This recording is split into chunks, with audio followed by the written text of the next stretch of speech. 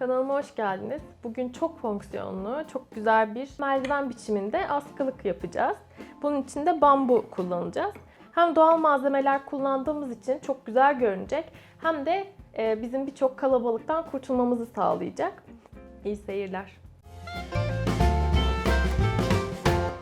Eğer çok pürüzsüz ve düzgün dokulu bir bambunuz varsa ilk iki işlemi yapmanıza gerek yok. Fakat eğer yoksa İlk önce biraz kalın, daha sonra da çok ince sıfır zımparayla zımparalayıp böyle pürüzsüz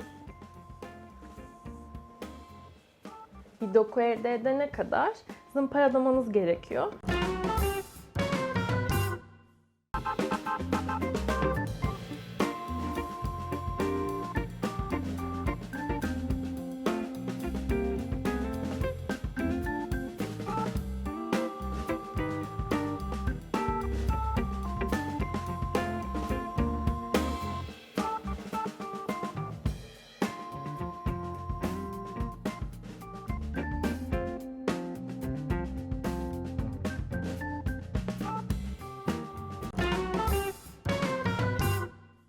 Daha sonrasında hafif nemli bir bezle üzerindeki pütürleri aldıktan sonra mümkün olduğunca kanserojen madde içermeyen, yani VOC dedikleri o kısmın sıfıra yakın ya da sıfır olduğu bir wax kullanıyorum ben. Ama isterseniz zeytinyağı gibi başka böyle doğal bir yağ ile de yağlayabilirsiniz. Biraz emmesi için daha uzun beklemeniz gerekir. Tek fark bu olur. Bu böyle mumsu bir dokusu olan, sürdüğünüzde ağaçların böyle dal ya da işte oluklarını çok böyle güzel ortaya çıkartan ama rengini de çok değiştirmeyen bir wax. Şu pamuklu bir bez yardımıyla wax'ımı sürmeye başlıyorum. Wax'ımı içinden aldıktan sonra böyle sürüyorum. Başta biraz bol alıyorum. Zaten bunu yedire yedire sürüyorum. Daha uzun süre dayanıklı kalmasına, toz emmemesine filan yarayacak önemli bir aşama. Atlamasanız daha iyi olur. Eğer zımpara yapmadıysanız bu cila ya da yağlama işlemine ihtiyacınız olmayacak. Çünkü bambunun kendi dokusu zaten aynı işi görecektir.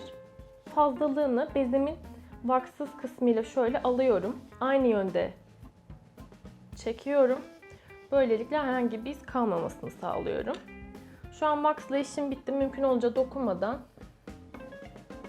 bir 10-15 dakika kadar kurumaya bırakmam yeterli.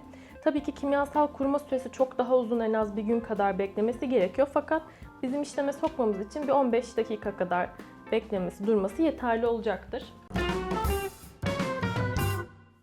30 santimden başlayıp 40'a 45'e kadar farklı ebatlarda keserseniz daha üçgen biçimli bir merdiven de elde edebilirsiniz. Bu da bir fikir olabilir. Ben eşit olmasını tercih ettim. Şimdi bu iki uzun bambumuzu alıp aralarına basamaklar yapacağız. Bu merdivenimi yerde kullanacağım. O yüzden yere yakın olan kısmında biraz böyle hani ayakmışçasına uzun bir boşluk bıraktım. Muhtemelen yaklaşık 20 santim kadar filandır. Yukarısını ise neredeyse sıfıra gelecekmiş gibi daha yukarıdan başladım. Çünkü ne kadar aza eğilirsek o kadar rahat kullanacağız askılık olarak kullandığımızda. Benim bambumun arka tarafında böyle bir oluk var ve bunu çok görünmesini istemiyorum. O yüzden bu tarafı arkaya bakacak şekilde şu şekilde yerleştireceğim.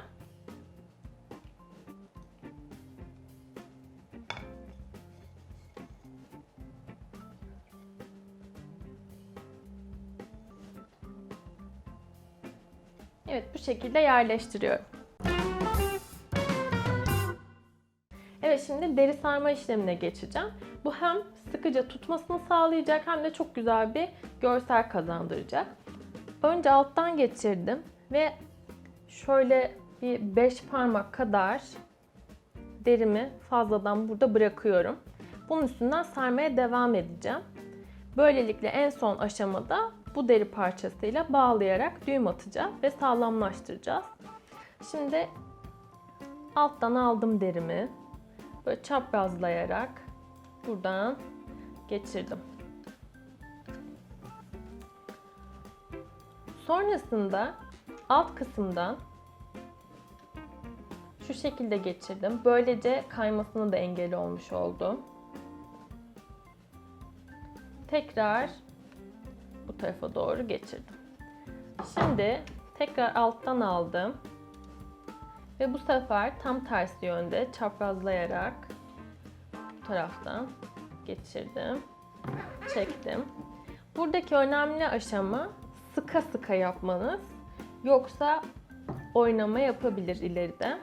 Bu da silikonun tutmasına engel olur. Tekrar bir kere daha buradan geçirdim. Şimdi bu sefer de önceden alt tarafa yapmıştık. Şimdi üst tarafa tekrar düz bir geçiş yaptım. İyice sabitlemiş oldum.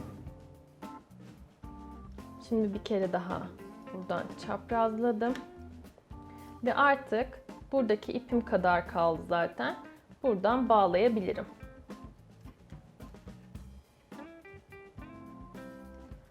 Önce normal bir düğüm attım.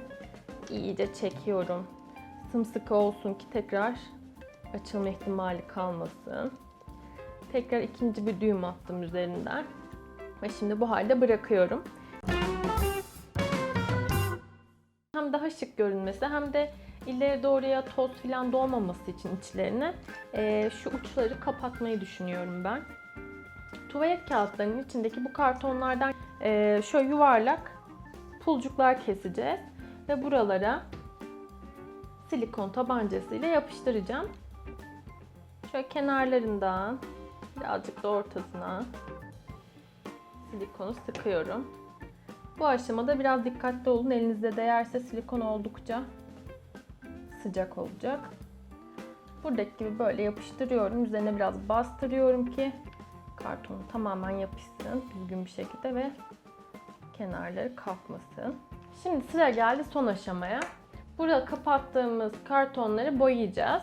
Bunun için benim elimde Multi Surfacer için bir boyası vardı, böyle metalik bir renk. Onu kullanacağım. Fakat isterseniz ojelerinizden de yardım alabilirsiniz bu aşamada. Kenarlara maskeleme bandı da çekebilirsiniz. Boyamız kuruduktan sonra ayak kısımları için tekrar silikon sıkacağım. Böylelikle yerde kayma yapmayacak.